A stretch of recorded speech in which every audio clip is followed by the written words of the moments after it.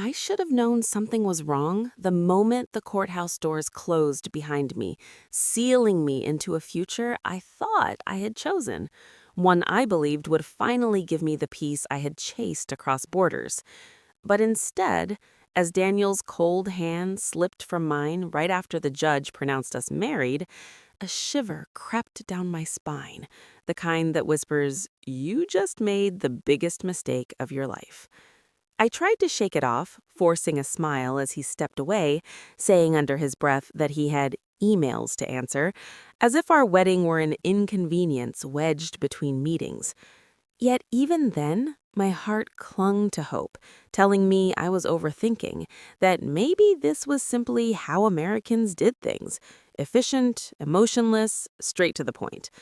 I had crossed half a continent believing this marriage would give me stability, a chance to study, to breathe without fear of being sent back. I wasn't naive. I knew marrying a gringo for papers wasn't a fairy tale, but I hadn't expected the silence, the distance, the slow, deliberate way Daniel stopped looking at me the moment the ink dried on the certificate. On the drive back to his suburban home, a place he had always described as quiet, safe, perfect, I tried starting a conversation, but he only nodded absently, tapping his fingers on the steering wheel. When I mentioned how surreal it felt to finally be married, he murmured, "Yeah," without turning his head, as though someone else in the car had spoken. The house felt colder than usual when we walked in, its spotless floors echoing under my steps. Everything about his home intimidated me: its minimalist furniture, its hushed air, its sense that nothing messy or spontaneous was allowed. As I walked toward the kitchen to make coffee, hoping to break the ice, his mother's voice floated from the living room, sharp enough to cut. She wasn't aware the wedding had even happened today. She rose slowly from the couch, looked me up and down, and asked if it was official, as though the word itself tasted bitter. I said yes, swallowing the sting, telling myself her disappointment was normal, that cultural differences often took time. But then Daniel said something that froze me in place. He told her not to worry, that this arrangement wouldn't affect anything. Arrangement. The word hit me like a slap. I glanced at him, searching for reassurance, but he avoided my eyes. His mother didn't. Her gaze pierced straight through me, heavy with judgment, with something colder than disapproval, almost triumph. And beneath that, a flicker I couldn't name, but it tightened my chest. She stepped closer, as if to congratulate me, but whispered instead that I shouldn't get too comfortable, that things in this house were not always what they seemed. The rest of the evening drifted like smoke, Daniel disappearing into his office, the door clicking shut, his mother watching me as though waiting for me to break something. When I finally retreated to the bedroom, my hands trembled as I touched the wedding band on my finger, half expecting it to vanish like the smile Daniel had worn only days before. I lay on the bed, staring at the ceiling, trying to steady myself, telling my racing thoughts to be quiet. Maybe tomorrow he would be kinder. Maybe marriage was just overwhelming him. Maybe I was letting fear rewrite everything. But at midnight, as I got up to get water, I heard voices downstairs. Daniel's, low, tense, almost angry, and his mother's, sharper, cracking through the silence. I leaned closer, the wooden steps cold under my bare feet, and I caught a sentence that drained the warmth from my body. His mother warning him that I must never find out the truth, because if I did, everything would fall apart. The glass nearly slipped from my hand. What truth? What were they hiding from me on the very first night of our marriage? I stepped back into the shadows, heart pounding, just as the floor creaked under my weight, and their voices abruptly stopped. The silence that followed that tiny creak felt heavier than any border I had crossed. I pressed my back against the wall, barely breathing, praying they would assume the noise came from the old wooden frame of the staircase and not from me eavesdropping at midnight on my own wedding night. My pulse hammered so loudly I was certain they could hear it. Daniel's voice came first, a whisper, sharp and impatient, asking his mother to lower hers because she's in the house now. The house. Not our house, not my home, just a place where I existed like an unexpected guest. I slipped upstairs before they could come looking, my steps feather light. But the moment I closed the bedroom door, something inside me cracked. I pressed my hand to my chest, trying to calm the tremor spreading through me. That phrase, "she must never find out the truth," echoed like a ghost in the room. I wanted to believe it was about bills or family drama or something ordinary, something harmless. But the way her mother said it, it sounded like a secret held together by fear. When Daniel finally came upstairs, the clock read 1:17 a.m. I pretended to be asleep, lying perfectly still, hoping he wouldn't feel how tense my body was under the covers. He didn't even turn on the light, just slipped into bed without touching me, without saying goodnight, without acknowledging that this was supposed to be the first night of our marriage. His scent, clean, faintly metallic, filled the air, but there was no warmth in it, only distance, only calculation. I lay awake beside him, wondering if I had married a stranger or if I had become one in his eyes. Morning came with the smell of fresh coffee downstairs, but not the comforting kind. It felt staged, like the first day of a job where everyone watches to see how quickly you'll mess up. His mother sat at the table, reading the newspaper, her expression unreadable. Daniel stood by the counter, already dressed for work, no sign of a honeymoon glow. When he looked at me, his eyes skimmed over me like I was a responsibility he'd nearly forgotten. He said he'd be gone until late, that he had meetings back to back, that I should make myself useful around the house. I blinked. Useful? As if I were part of the furniture he wanted polished. His mother didn't wait for him to leave before she spoke. She stared at my wedding band and said that in this house, loyalty was expected, privacy was sacred, and boundaries must never be crossed. Her tone sharpened when she added that some doors were not meant to be opened, and trust was earned, not assumed. I forced a smile, swallowing the discomfort twisting my stomach, and told her I understood, but I didn't, really. What boundaries? What secrets? Why did she speak as if I was already on trial? The day crawled by, each hour thick with unease. I tried cleaning to distract myself, but the house was already spotless, as if no one lived in it. No dust, no scattered belongings, no signs of life. Only silence and the faint smell of lavender that seemed too strong, almost artificial. At one point, while organizing a cabinet, I heard a soft thud upstairs, then another, slow, rhythmic, deliberate, like a drawer opening and closing. My breath hitched as I listened.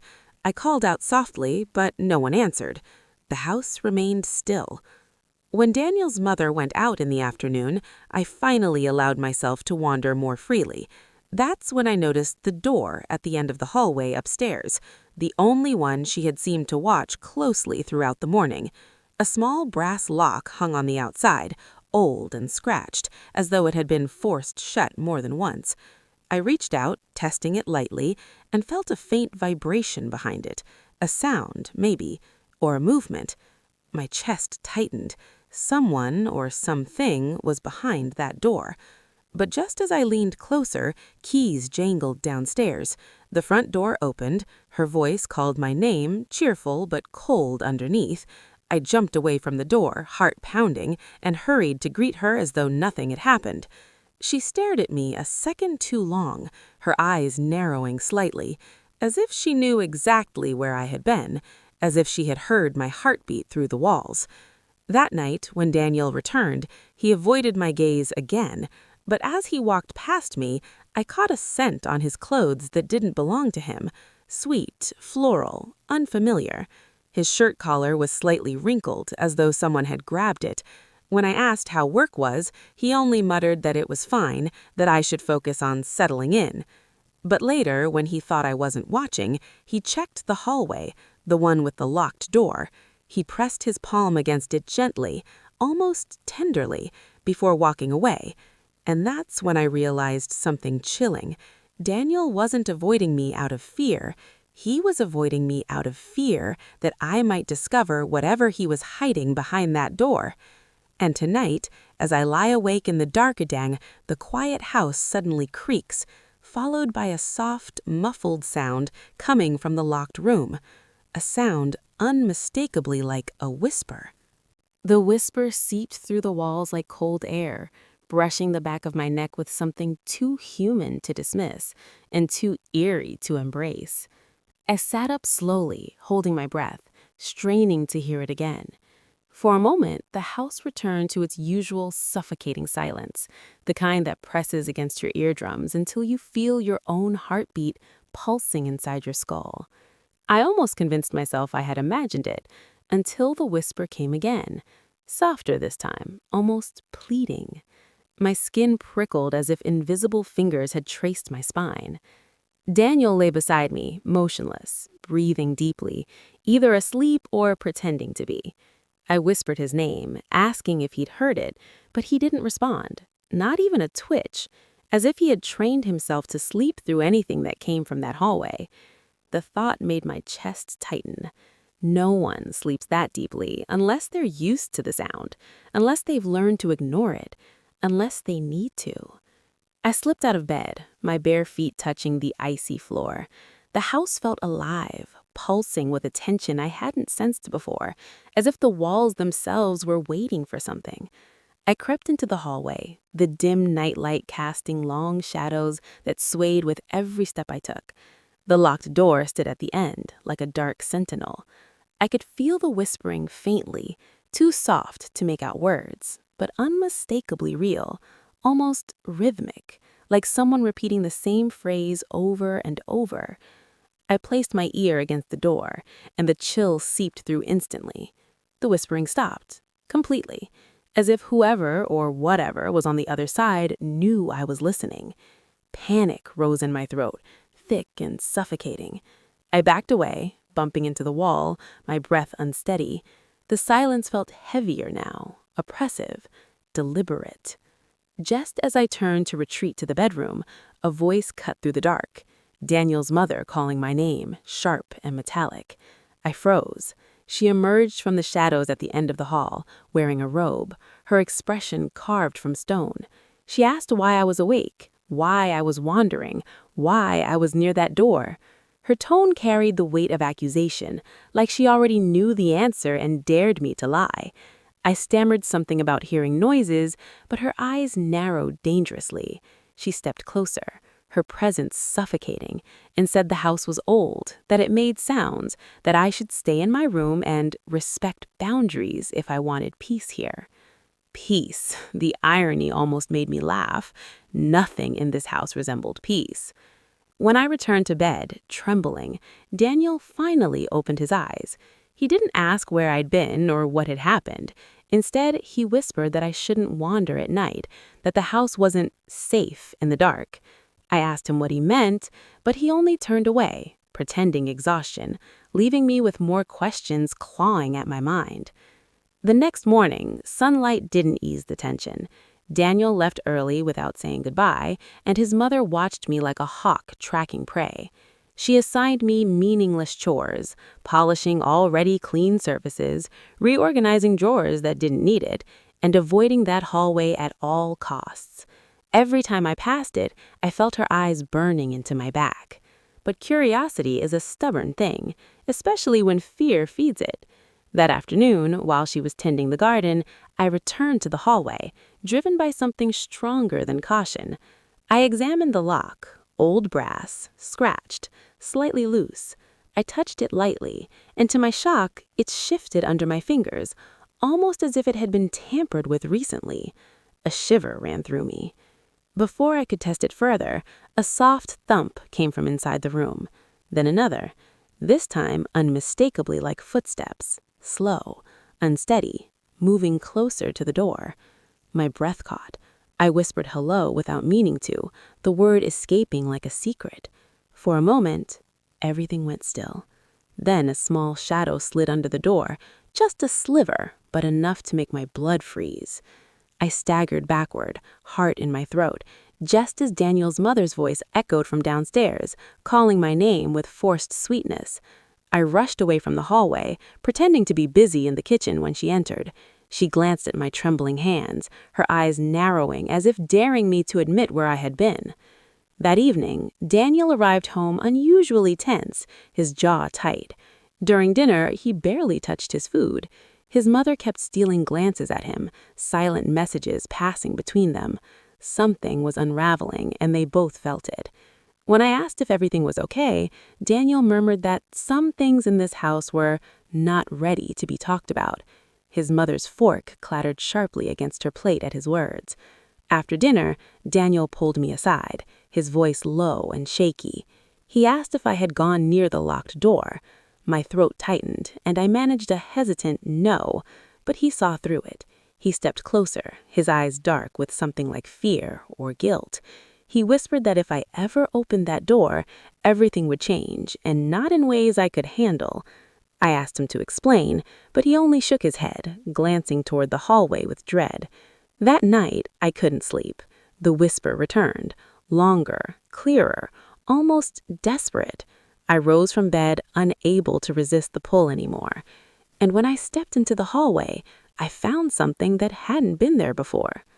The brass lock hanging open, as if someone or something inside the room had unlocked it from the other side.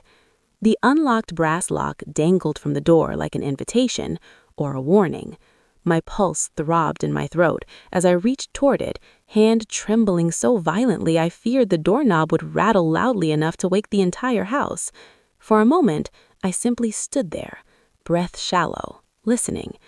No whisper, no footsteps, just an eerie stillness that felt staged, as if the behind that door was holding its breath too, waiting for my fingers to close around the metal. A soft glow from the nightlight flickered along the hallway walls, stretching my shadow thin and fragile across the floor. My mind screamed to turn back, but my curiosity had long since mutated into something else, an obsession, a need. I had crossed an entire country seeking safety and opportunity. I had survived deserts, fear, humiliation. I refused to be terrified by a closed door in a house that was supposed to be my home. So I twisted the doorknob slowly, painfully slow, each creak echoing through my bones. But just as the latch clicked, footsteps pounded up the stairs, heavy, urgent. I jerked back as Daniel appeared at the top step, breathless, his eyes blazing with something between terror and fury. He grabbed my wrist, his fingers tight enough to bruise, whispering if I had lost my mind. I tried to pull away, telling him the lock was already open, that I hadn't forced anything, but he shook his head violently. "It doesn't matter," he muttered, voice cracking. "You can't go in there. Not ever." Before I could demand answers, his mother materialized behind him, pale and wild-eyed, her robe trailing like a shadow. She looked at the open lock and pressed her mouth to her mouth, whispering, "Not again." She stepped toward me, her tone suddenly soft, almost pleading, telling me to go back to bed, that the house had situations I wasn't ready to understand. Indignation yowled inside me. I was married into this family. This was my home too. Why was I being treated like an outsider invading sacred ground? But Daniel's grip tightened as if sensing that anger. He led me to our room, closed the door behind us, and turned the lock, something he had never done before. His eyes focused on the floor as he spoke. He said the room was off limits for reasons that had nothing to do with me, reasons tied to pain and history and mistakes they weren't ready to share. I asked if someone was inside the room, and he froze. For a moment, I thought he would tell Ruth, but then he swallowed hard and said no, too quickly, too unconvincingly. When I pressed him further, asking about the whispers, the footsteps, the moving shadows, he snapped, not loudly but sharply, begging me to drop it, to trust him, to believe that some doors remain closed for the protection of everyone involved. Protection. The word slid through me like ice. Protection from what? Or from whom? He wouldn't answer. He just turned away, shoulders trembling, and murmured that he couldn't lose control again. Again. The implication clung to the air like smoke. Something had happened before. something involving that room, something he feared repeating. He eventually lay down, but sleep didn't come to either of us, and even though the whisper didn't return, the silence felt worse, thick, watchful, unnatural. The next morning, Daniel left early without breakfast, without a goodbye, his mother trailing after him with anxious eyes. I watched them drive away, my gut twisting with a mix of dread and determination. If they wouldn't tell me the truth, I would find it myself. For hours I waited. The house remained quiet, the air stale, but the moment I stepped on the second floor again, something felt off. The hallway seemed colder, the light dimmer. When I reached the locked door, I found the brass lock hanging back in its place, closed, neatly, perfectly aligned. But someone had left something on the floor beneath it. A small wooden toy horse. Old, worn, the paint chipped. I knelt slowly, picking it up. The wood felt warm in my palm, as if it had been held recently. I turned it over, and on the underside, carved in tiny, shaky letters, was a name. Liam. A name Daniel had never once mentioned. A name. The whisper seeped through the walls like cold air, brushing the back of my neck with something too human to dismiss and too eerie to embrace. I sat up slowly, holding my breath, straining to hear it again. For a moment, the house returned to its usual suffocating silence, the kind that presses. I closed my fingers around the little wooden horse instinctively, hiding it in my palm as if it were fragile enough to crumble under the weight of her stare.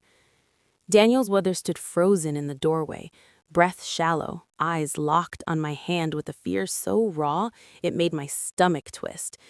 She asked me again, more urgently this time, what I had found, her voice trembling in a way I had never heard from her. I felt a strange mixture of defiance and dread rising in me. I told her I had found nothing, that I was just cleaning, but her gaze sharpened instantly, cutting through the lie like glass. She stepped closer, her robe brushing against the hallway wall, and for a moment I thought she might snatch the toy from me. Instead, she whispered that I had no idea what I was involving myself in, that this house carried wounds that should never be reopened. Her words hung in the air, trembling with unspoken history. I asked her plainly who Liam was, and the way she recoiled, like I had slapped her, made my heart drop. She shook her head fiercely, muttering that Daniel should have handled it, that it wasn't my place to know certain things. But her voice broke on the last word, betraying something softer beneath all the ice she had shown me since I arrived. Before she could say anything else, a door slammed downstairs. Heavy footsteps climbed the stairs. Daniel's. Too early for him to be home. Too sudden, too tense.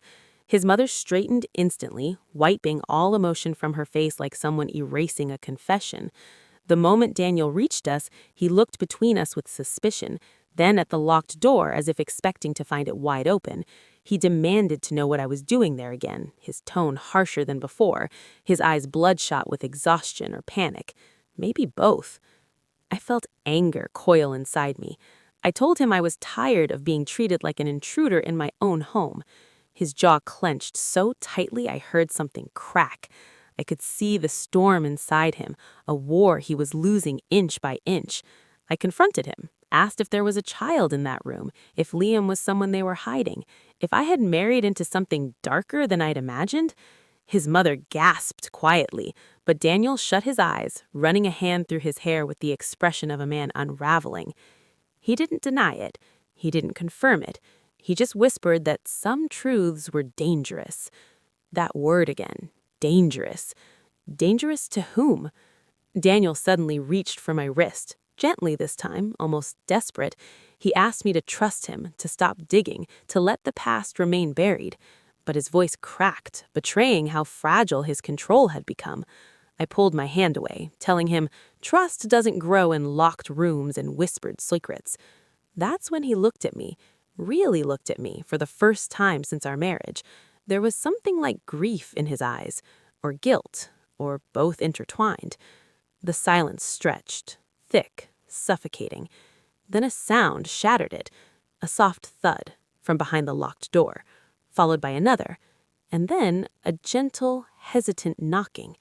3 taps, like a child seeking permission to come out.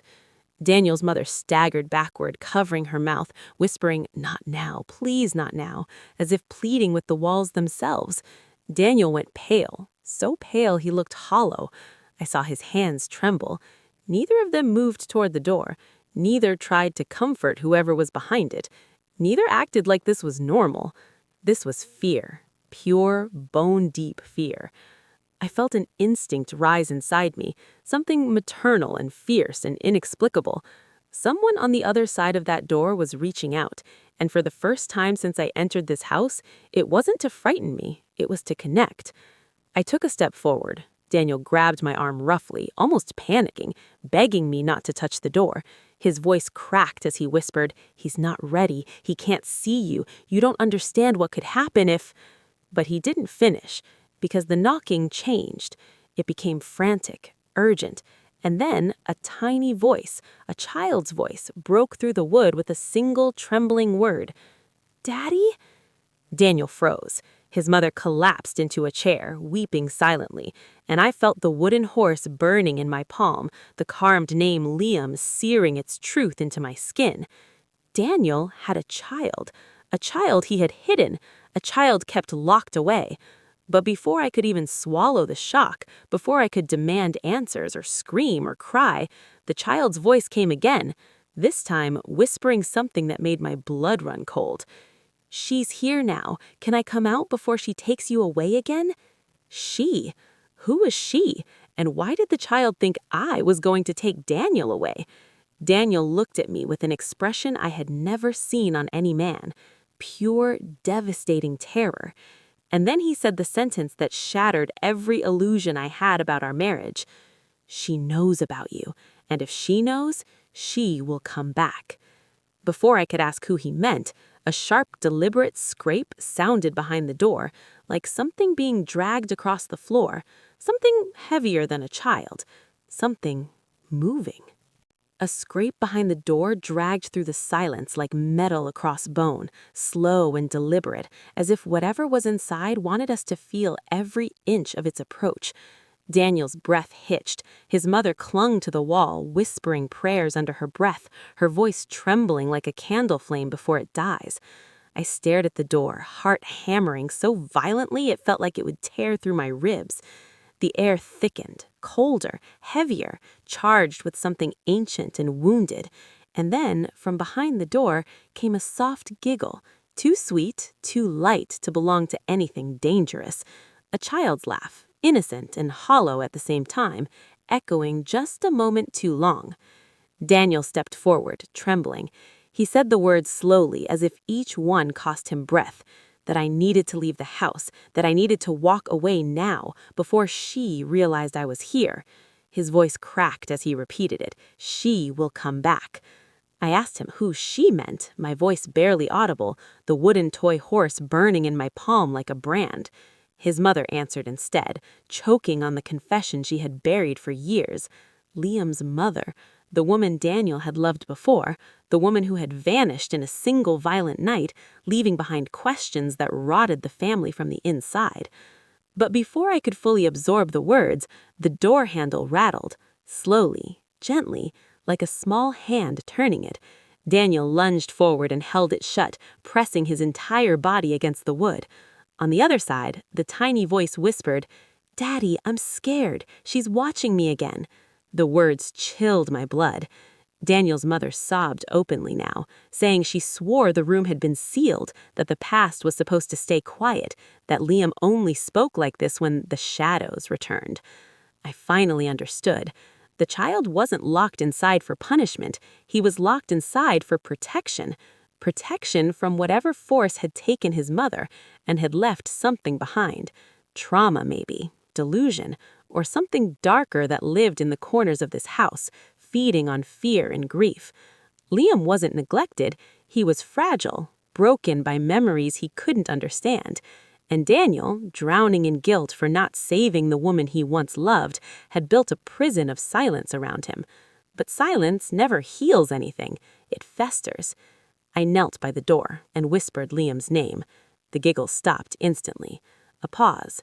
Then tiny footsteps approached the door from the inside. Daniel begged me not to talk to him, pleading that I didn't know how unstable things could get. But something inside me, something fierce and instinctive, told me the child wasn't the danger here. He was the one living with it. I pressed my hand to the wood and said softly that I wasn't here to take his father away, that I just wanted to meet him. Then the world tilted. A woman's voice, soft, velvety, unmistakably adult, whispered from inside the room, "He doesn't need you. He already has me." Daniel's knees buckled. His mother screamed. My heart slammed into my ribs so hard the hallway blurred. That voice wasn't human in its rhythm. It stretched words in unnatural ways, mimicking emotion without containing any. It wasn't a ghost. It wasn't a spirit.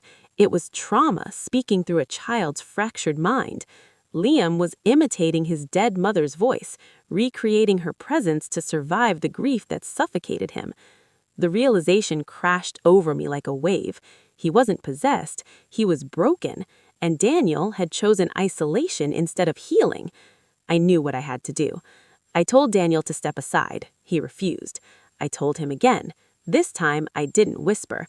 I told him that love isn't fear, that hiding isn't protection, that Liam needed connection, not darkness. My voice cracked under the weight of the truth, and for the first time since I met him, Daniel looked at me like someone he didn't deserve.